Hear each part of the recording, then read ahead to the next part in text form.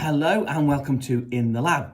Now today I'm going to do something a little bit different because I've just had a package arrive and I'm going to do some unboxing. I've just opened the slit on the top, but I haven't looked at what's in here.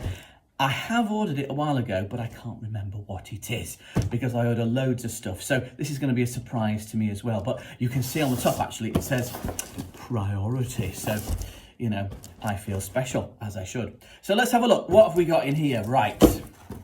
Inside the box, we have got quite a lot of bubble wrap. So I might use that for something.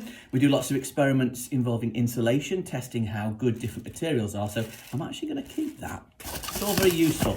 Lots and lots and lots of bubble wrap. Oh, we have something wrapped in bubble wrap. So,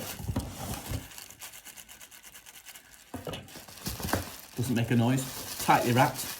Let's have a look at what we have got. It's fragile, of course, so it's probably got some glass in it. I hope you're having a little think about what this might be, making your guesses. It really could be anything. I genuinely can't remember what I've ordered. Let's have a look. It does feel quite weighty now. Oh, look, some classic glass rods. Brilliant if you want to do a Harry Potter impression. Woo. Or, of course, if you want to stir stuff. Yeah, very, very helpful.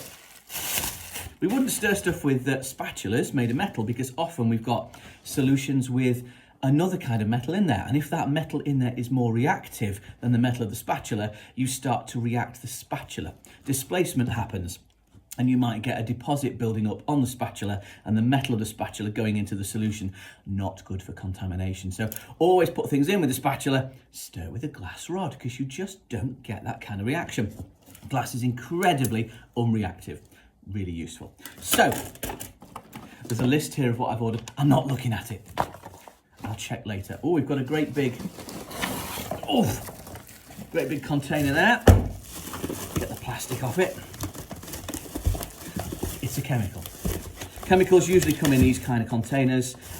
And if you order 5 kilograms of a particular container, and yes, we go through a lot at school, then you get a nice big one. What is it? It's sodium chloride. Ah, how interesting. That means it's very safe to open right now. I don't have to have protective gear on because, of course, it is literally table salt. Sodium chloride. The only problem with doing that is I've now got it on my fingers. But that is what that is. How nice. We use sodium chloride for loads of different experiments. Now then, let's see what else we have got here. Ah, a nice blue liquid. What could the blue liquid be? If you're going to say copper sulfate, you would be wrong. If you're going to say copper chloride, you would also be wrong, because this is Benedict's reagent. To be fair, it's got copper sulfate in it. That's what makes it look blue. So if you thought copper sulfate, you're kind of right. Now, Benedict's reagent, you might remember, is for use in food tests to see if sugar is present. And if you heat it and you add this, then it changes colour.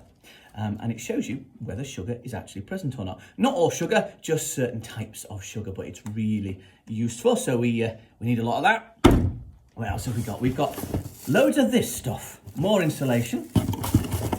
Yeah, lots of this, lots of this, lots of this, lots of this, lots of this. Oh, I'm going to let you into a secret now. When science technicians buy stuff from science suppliers, and the company we've used here is Better Equipped.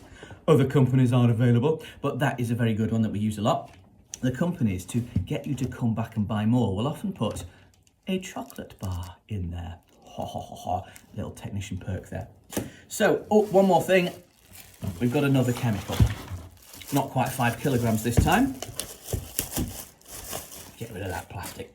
It is starch. Starch. This is another one that I can open straight away. They've often got these interesting white bits that you have to pull off all the way around before you can actually open it. But once you have, again, I can touch this because it is just starch.